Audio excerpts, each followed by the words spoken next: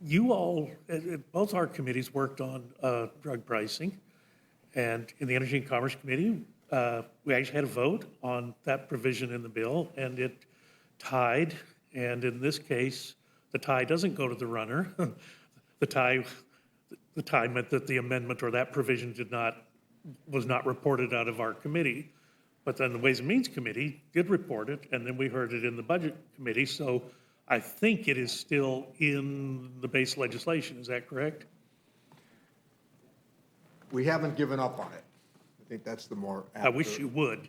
Well, let me then respond, since you're pointing that out.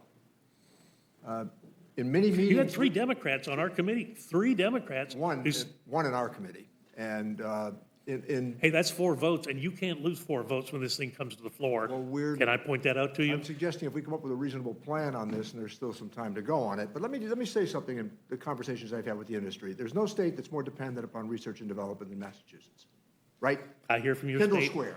I hear from people in your state all the Highest time. R&D in the world.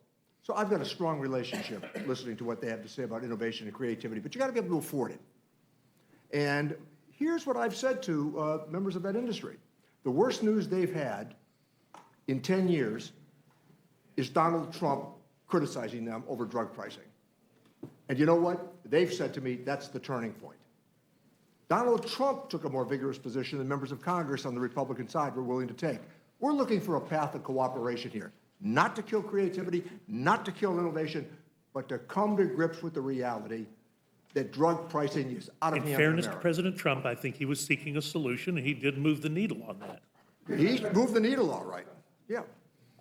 But look, one of the things that has really, there was a lot of discussion in the Energy and Commerce Committee on the concept of re-importing prices from European countries to our country, the quality adjusted life year, popularized by Zeke Emanuel when the Affordable Care Act was written. That became a feature of our discussions in committee. And the question was, are we importing the quality adjusted life year to our country from European countries? Are we going to be importing a system where we place a relative value on the lives of patients? Well, can I just say this, Dr. Burgess, again, I know that you don't support, at least I don't think you support negotiating prices. My situation is very similar to Congressman Neal's. I mean, you could come to my New Brunswick district office, and literally directly across the street is the international headquarters for Johnson & Johnson. I have so many drug companies, probably more people that work in the drug industry, I would say maybe even than you, although you're probably, we might be first and second. And I would never seek to do anything that would diminish innovation or more research, because so much of that research is in my district. But the bottom line is that the only way that we're going to have a significant reduction in prices is if we allow the government, in this case HHS, to negotiate prices on these drugs that are, where the prices have increased dramatically and so many people need them in order to get through the day. And we are still working, and I do believe we will have a proposal that achieves that through negotiated prices. So when we worked on the Affordable Care Act many, many moons ago, and this issue came up, for whatever reason, Chairman Waxman would not hold a hearing on this. We had a briefing with Doug Elmendorf from the Congressional Budget Office. And members of your committee asked the director, how much money are we going to get to offset other things we want to do by negotiating drug costs? And he said, unfortunately, it does not deliver any savings. I don't agree with that. And neither why? would the, no, and neither he would said, because the PBMs are already doing that, and they're doing it better than the government ever could. Now, look, I'm no fan of the PBMs, and I think they've been harmful in some situations. But here's the bottom line: just straight up negotiating wasn't going to produce the result you wanted. So the speaker decided that we'll change this from a negotiation to a hostage taking. And if you produce a new product, an innovative product, but your price is more than we think is fair, we're going to claim 95% of the gross receipts of that company. I mean, that is a death sentence for the companies you claim to The excise to want to tax, help. the excise tax was only to bring the drug companies to the table so they would actually negotiate. That's all. If you it is. drag them to the table with a gun to their head, I don't think that's a negotiation. There has to be some I sort of, think, there has to be some sort of stick, otherwise they don't come to And- the table like any and negotiation. in fairness, our colleague, Morgan Griffith, pointed out last year, or in 2019, when Speaker Pelosi brought this bill to our committee in short order, just like we tend to do things, and again, during our markup, our colleague Morgan Griffith pointed out that you may have constitutional problems. This may be an illegal taking.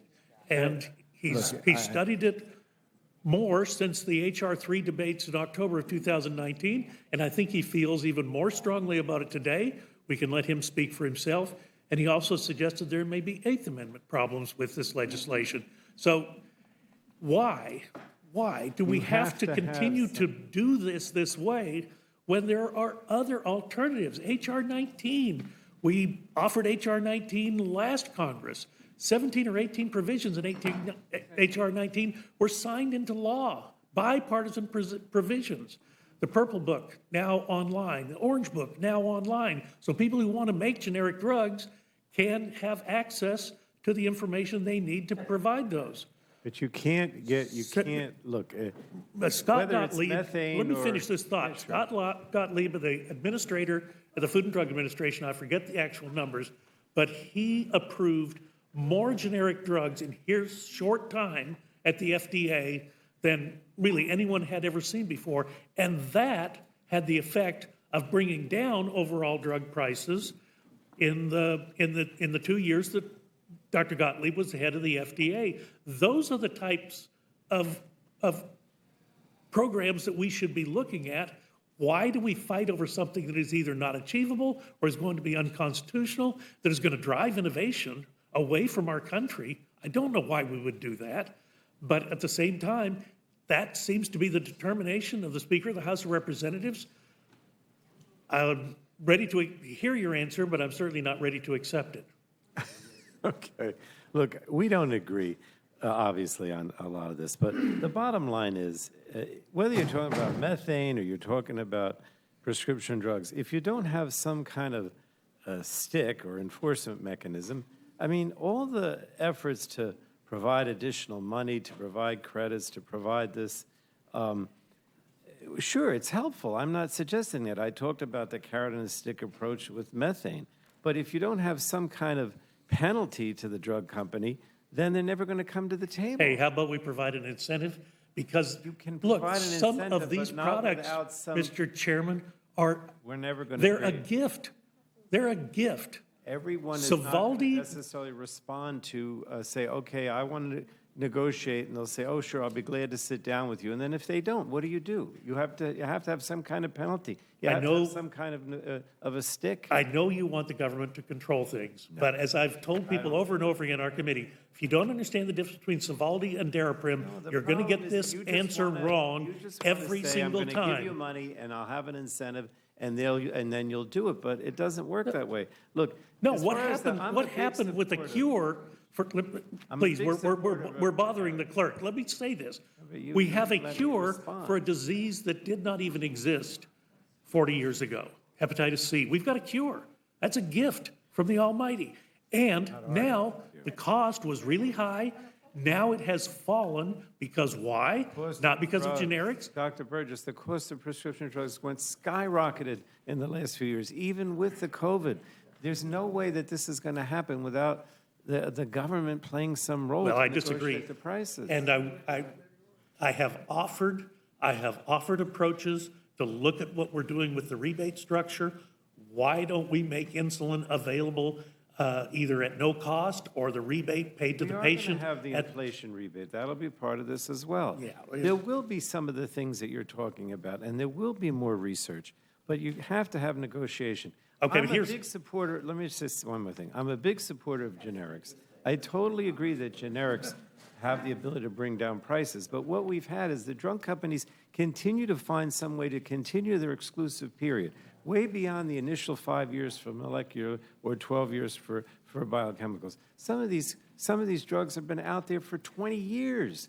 And before they develop a generic, because they prevent the generics from coming to market. Generics are great, but they have managed to get around it and not let the generics come to market. That's why we have to. Which is precisely why in H.R. 19 last Congress and this Congress, we could have worked on what's called the patent thicket and fixed the problems that exist there, so that I mean, it's continuing to endure to this day. You haven't done anything in 2 Congresses to fix that problem when it was within our power to fix it. And we demonstrated that with the CREATES Act that was in H.R. 19 2 Congresses ago. We have accomplished that, signed into law. So you take many these of these approaches. Companies that are way beyond the 5 years or that continue to have exclusivity and charge higher and higher prices and gouge the public. So why would we not try to solve that problem? We are trying to. No, you're not. You're taking a bludgeon to the companies that, look, we've just been through a pandemic.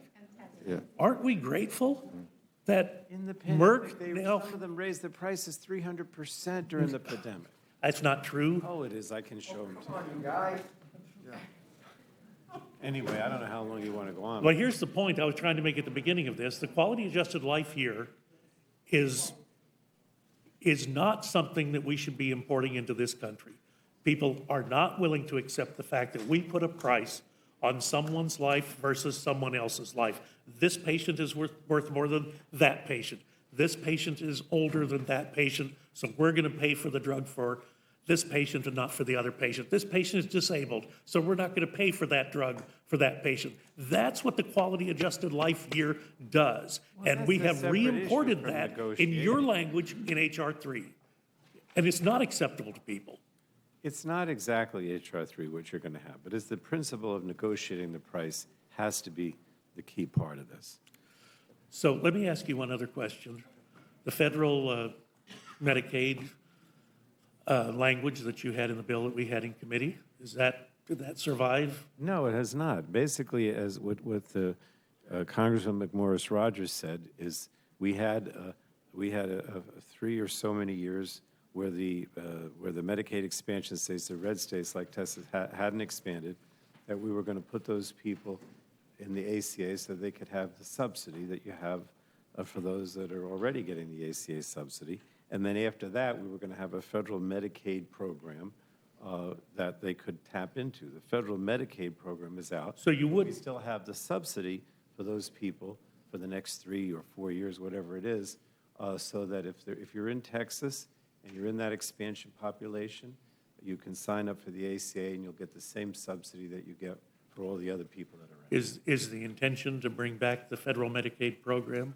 I personally would love to have the federal Medicaid program, but that is not in this bill. But Medicaid historically has been a shared federal-state responsibility since 1965. I'm just trying to do what's necessary to get the people of Texas and Florida health insurance. Then let them have their 1115 waiver and don't take it away from them at the last minute. That's not going to